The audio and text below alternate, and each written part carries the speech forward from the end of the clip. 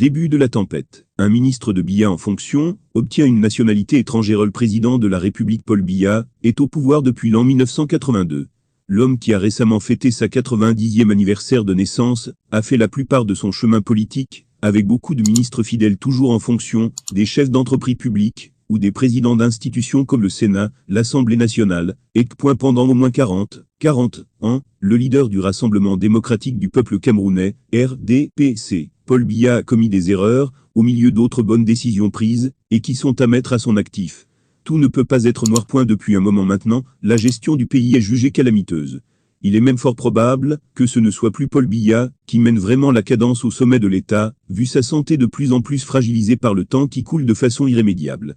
Lui, il ne veut pas passer comme le temps qui est son pire ennemi. La guerre meurtrière, dans les régions du nord-ouest et du sud-ouest, nos eaux, le tribalisme, le favoritisme, les nombreux règlements de compte, l'instrumentalisation de la justice, les nominations polémiques, la corruption avec l'opération Épervier lancée, mais qui n'a pas vraiment eu les résultats escomptés, les blanchiments d'argent, les assassinats avec des membres du gouvernement impliqués, ce sont autant d'éléments qui mènent tout droit le pays vers sa perte. Les gouvernants ne sont pas dupes. Ils savent une chose que beaucoup de personnes savent également. À un moment donné, qu'ils le veuillent ou pas, ils vont devoir laisser leur place à d'autres personnes, et il est à craindre une chasse aux sorcières.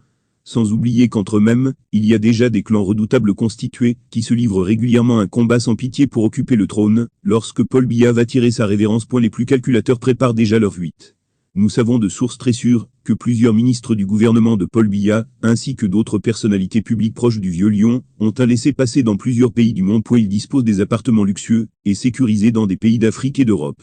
Le moment venu, ils n'auraient qu'à choisir là où ils veulent se rendre, et ce serait vite fait, comme c'est souvent le cas, lorsqu'ils tombent malades, avec la nécessité de se faire soigner dans un hôpital de référence. Le lanceur d'alerte Chancellon ne dit pas le contraire. Il rapporte qu'un ministre camerounais en fonction a acquis une nationalité étrangère par décret l'année dernière. Voilà le prix du Cameroun. Ils sont nombreux à l'avoir, presque tous ont une double nationalité, qui pourrait être brandie quand cela deviendrait nécessaire, commentent les observateurs en réponse à l'information principale. Dans de telles conditions, on comprend mieux pourquoi les scandales de détournement et de corruption sont légion au Cameroun, où tout porte à croire que les autorités ne sont pas préoccupées par les conditions de vie des citoyens qui appellent chaque jour à la rescousse. Les voleurs assurent leur avenir, ainsi que celui de leurs enfants. Pas besoin de chercher de midi à 14h.